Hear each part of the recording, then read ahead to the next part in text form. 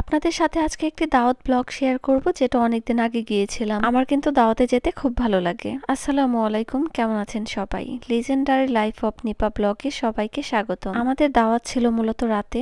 রাস্তায় অনেক জ্যাম থাকে, ঠিক টাইমে যদি পৌঁছাতে না পারি সেজন্য সন্ধ্যাবেলায় আমরা রওনা দিলাম। আমরা আজকে যাচ্ছি একটা মুসলমানের দাওয়াত খেতে। আমরা কয়েকজন ফ্যামিলি মিলে একসাথে যাচ্ছি। এই যে মিষ্টি কিউট বেবিটা, ওর নাম রাইসা। অনেক পাকা বুড়ি একটা। পুরো রাস্তা রাইসার বিভিন্ন গল্প শুনতে শুনতে আমরা যাচ্ছিলাম। রাইসা কি করতে ভালোবাসে, কি দিয়ে সাজতে ভালোবাসে, সেগুলোই গল্প শোনাচ্ছিল আমাদের। সম্পূর্ণ রাস্তা রাইসা এভাবে গল্প করতে করতে দাঁড়িয়ে গিয়েছে। আরহাম তো অনেক মনোযোগ দিয়ে রাইসার গল্প শুনছিল। আমরা যখন বের হয়েছি তখন অনেক বৃষ্টি হচ্ছিল।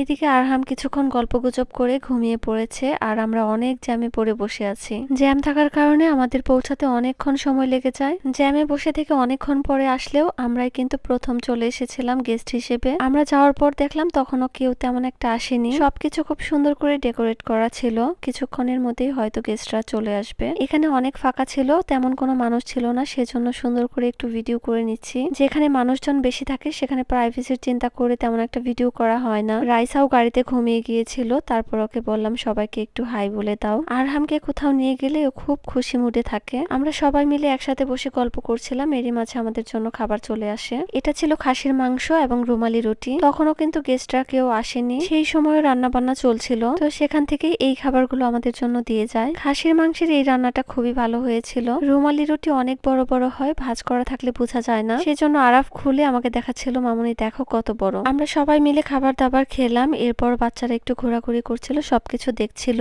তারপর আমি আরহাম আর রাইসাকে বললাম চলো তোমাদের কিছু ছবি তুলে দেই। দুজনের ছবি তুলতে যেয়ে আমার তো বেহাল অবস্থা। একজন এই মাথায় থাকলে আরেকজন ওই মাথায় চলে যায়, একজন ক্যামেরার দিকে তাকিয়ে থাকলে আরেকজন অন্য দিকে তাকিয়ে থাকে। ছোট বাচ্চাদের পারফেক্ট একটা ছবি তোলা মুখের কথা নয়, তারপরও অনেক যুদ্ধ করে কয়েকটি ছবি তুলতে পেরেছি। এরপর আমি আরাফকে বললাম আসো ছোট ভাই বোনদের সাথে একটু ছবি তুলো। আরাফ তেমন একটা ক্যামেরার সামনে আসতেও চায় না আর ছবিও তুলতে চায় না, তারপর জোর করে ওঠালাম। এদিকে আরহামকে স্টেজ থেকে হাত ধরে নামিয়ে দিয়ে আমি আরাফকেও বললাম আসো হাত ধরো, তোমাকেও নামিয়ে দেই, কিন্তু সে নাসরবান্দা না, এভাবে হাত ধরে নামবে না। এরপর আরহাম আর রাইসা ওদের ফেভারিট কার্টুন ক্যারেক্টারের দেখা পায়। ওরা এগুলো দেখে ভাবছিল সত্যি সত্যি ওদের কাছে চলে এসেছে।